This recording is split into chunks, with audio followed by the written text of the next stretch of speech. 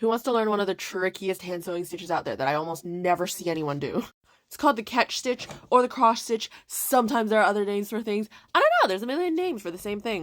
But it is commonly used to sew interfacing onto something, as well as sew down the seam allowances so they just don't go poking up all over the place.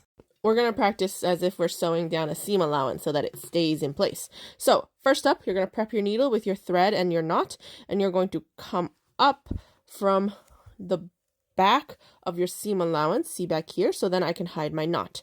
Now, I'm going to start on the left side of my fabric and sew towards the right, because this is the way that it is most comfortable for me to do so, because I'm right-handed and I hold my needle here. From here, I'm going to come down to here and I'm going to take a itty bitty bite out of this fabric from right to left. This is why it's called a cross stitch sometimes. Then I'm going to come up and I'm going to go from, again, right to left, only through this one layer of fabric. So you see it's not visible out here. It's only through this one layer. I'm going to go from there. And then you just have to repeat a few times. Go from right to left on the top part, pull it through. And then on the bottom fabric, go from right to left and pull it through. And this is why it's sometimes called a cross stitch, because the thread looks like it's making a little crisscross up here.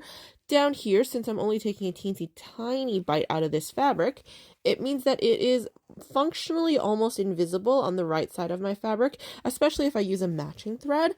And it does a great job of holding down this fabric so that it doesn't go anywhere.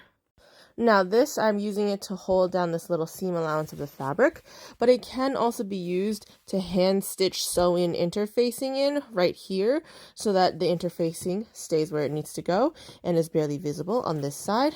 And right here you can see I've also used it to hand stitch down my seam allowance onto my interfacing. And the benefit of doing this by hand is that I don't have to go through all the layers of fabric, which makes things so much more invisible on the right side.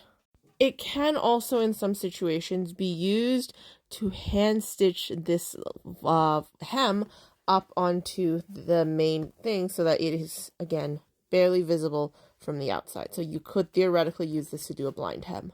Another cool thing is, due to the crisscross nature of this stitch, it can also accommodate for a little bit of stretching without breaking the thread. I hope this helped.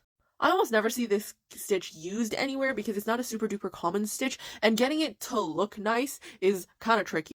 But it is incredibly useful, and if you found it useful, consider sending me a tip over on my Ko-fi page.